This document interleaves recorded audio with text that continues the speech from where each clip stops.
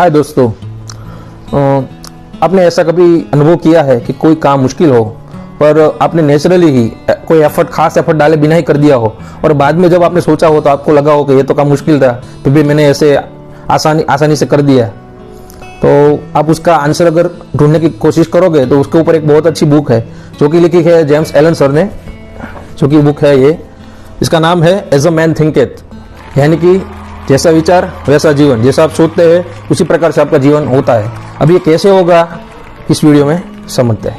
तो मेरा नाम है नील दवे, आपका स्वागत है हमारे चैनल पे जिसका कि नाम है टॉप नॉच ब्रोस्टिंग, यानी कि सिर्फ उपयोगी माहिती। जेम्स एलन इस बुक में कहते हैं कि कोई भी काम आपने किया हो, चाहे वो एफर्टफुली किया हो या एफर्टलेसली किया हो, उसके पीछे, उस काम के पीछे एक थॉट यानी कि विचार जरूर होता है और यही विचार इस काम को संपूर्णता की ओर ले जाता है।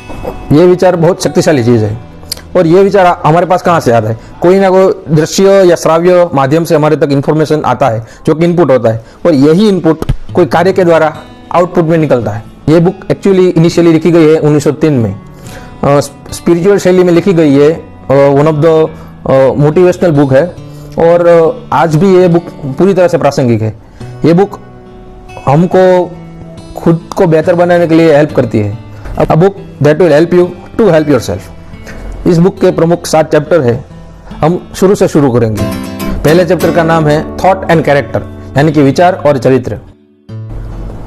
इंसान हमेशा ही खुद का मालिक होता है, चाहे परिस्थितियां कोई भी हो, सही हो या गलत हो।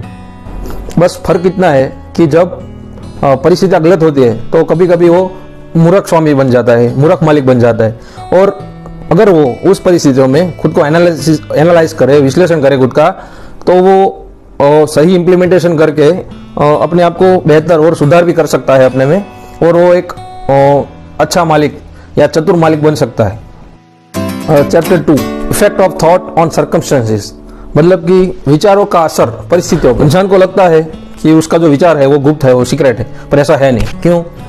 क्योंकि आदमी को जैसा विचार आता है, जैसा आदमी के थॉट्स होते हैं, उसी तरह का उसका आदतों और हैबिट्स का निर्माण होता है। उसी तरह के जैसे उसके हैबिट्स होंगे वैसे ही वो कार्य करेगा और जैसे वो कार्य करेगा उससे हिसाब से ही परिस्थितियां निर्मित होगी। जैसे कि अगर आपके विचार डर, आलस, शंका, चिंता, असमंजस वाले होंगे तो उससे आदतें कैसी निर्मित होगी? उससे कमजोर ही आदतें निर्मित होगी और ऐसी कमजोर आदतों और निर्बल आदतों से आप कैसी परिस्थितियों का निर्माण कर सकोगे? निश्चित ही आप असफलता और आलस्य की परिस्थितियां ही निर्मित होगी ना। वैसे ही अगर आपके विचार में साहस होगा, आपको अपने ऊपर भरोसा होगा, आपके पास निर्णय शक्ति होगी, तो निश्चित ही उससे आपकी आदतें कैसी बनेंगी? दृढ़ बनेंगी और शक्तिशाली आदतें बनेंगी और ऐसी दृढ़ और शक्तिशाली आदतों से आप आत्मनिर्भर भी बनेंगे और आपकी जो परिस्थितियां होगी सफलता युक्त होगी, आपको सक्सेस मिलेगा। तीसरा chapter, effect of thought on health and body, जो विचार है उसकी असर हमारे शरीर पे और हमारे स्वास्थ्य पे। जैसे कि हम अगर समझना चाहे तो अगर कोई व्यक्ति के विचार नेगेटिव होंगे, उसकी मानसिकता नेगेटिव होगी, तो आप देख के ही समझ जाओगे। वो चेहरे पे थोड़ी घबराहट होगी, वो नर्वसनेस का शिकार होगा, उसके पास कोई आत्मविश्वास नहीं होगा, ठीक है ना, ये सब होगी। और अगर कोई व्यक्ति पॉजिटिव एटीट्यूड के साथ चलेगा, अगर उसके चेहरे पे कॉन्फिडेंस होगा, तो आपको चेहरे से दूर से देख के ही पता चल जाएगा ये कॉन्फिडेंट बंदा है, ऐसे सीधा खड़ा होगा। और एक बात समझने वाली है, हालांकि विपश्यना भी इसको रेकमेंड मानता है और मेडिकल साइंस ने भी कई बार कहा है, अगर आपके विचार पॉजिटिव हो गए तो कोई भी, अगर आप बीमार है तो आपकी जो हीलिंग होगी, तो अगर पॉजिटिव एटीट्यूड से चलेंगे तो आपकी हीलिंग बेटर भी होगी और स्पीडी रिकवरी भी होगी। क्योंकि जैसा आप सोचते हो आपकी बॉडी माइक्रोबायोलॉजिकल लेवल पे ऐसे ही हील होना शुरू हो जाएगी। Chapter 4, thought and purpose, thought यानी कि विचार और पर्पस यानी कि उद्देश्य।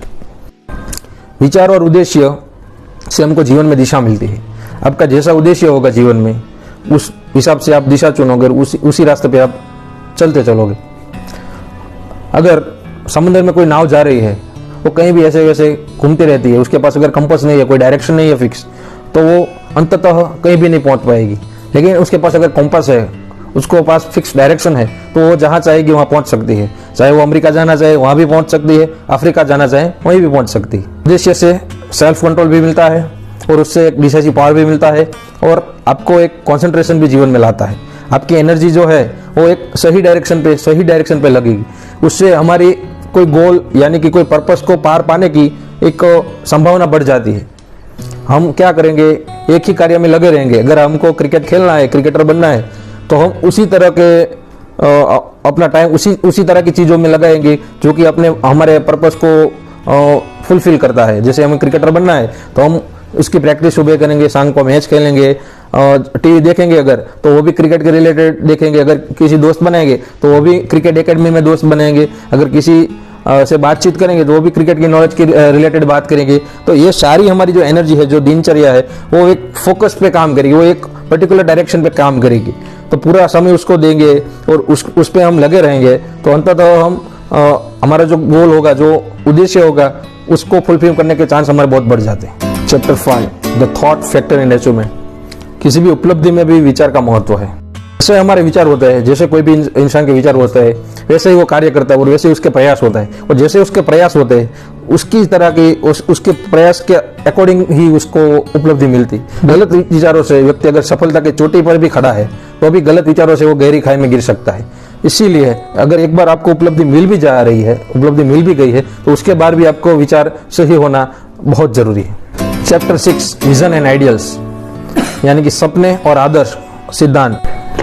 सपने का मतलब है एक रचनात्मक सोच, कुछ प्रेरणादायी सोच। जैसे जब एरोप्लेन का इजाद हुआ होगा तो किसी ने ये नहीं सोचा होगा कि आदमी पक्षियों के भांति आकाश में भी उड़ सकता होगा, पर जिन लोगों ने बनाया है तो उनके मन में एक विचार का ही बीज आया ना, उनको उस विचार पे भरोसा होगा, उनके विचार के पीछे शक्तिशाली उन्होंने प्रयत्न किए होंगे, तो वो अल्टीमेटली वो एरोप्लेन बना सके। और आज हम एरोप्लेन में बैठ के कहीं भी हवा में उड़ सकते हैं।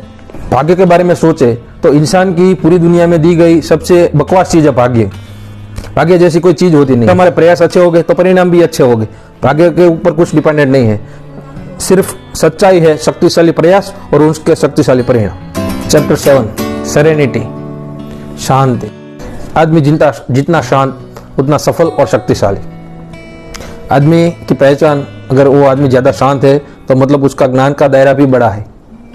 अशांत व्यक्ति हमेशा अज्ञानता की पहचान है। स्वयं नियंत्रण होता है, वो जीत की पहचान होती है, वो एक शक्ति की निशानी होती है, क्योंकि शांति ही शक्ति है। पूरी बुक 95 पेजेस की है, जो कि आप 60 या 70 रुपये में परचेस कर सकते हैं, जिसकी लिंक हम डिस्क्रिप्शन में आपको दे देंगे। पूरी बुक आप 1-8 घंटे में पढ़ सकते हैं और हम आशा करेंगे आप पढ़ें और जीवन में आत्मसात भी करें, अप्लाई भी करें और आपकी दिन दुगुनी रात चौगुनी प्रगति। अगर आपको हमारा ये वीडियो पसंद आया हो तो लाइक करें, शेयर करें और सब्सक्राइब करें।